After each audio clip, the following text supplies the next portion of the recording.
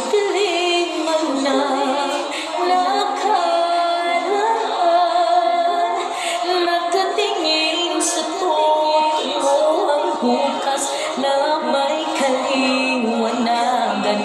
Pag-asay panghahawakan, tawag sa iyong pangalan. Narito, nakasang puso ko. Hawak mo ang aking kamay sa aking paglalakbay. At ngayon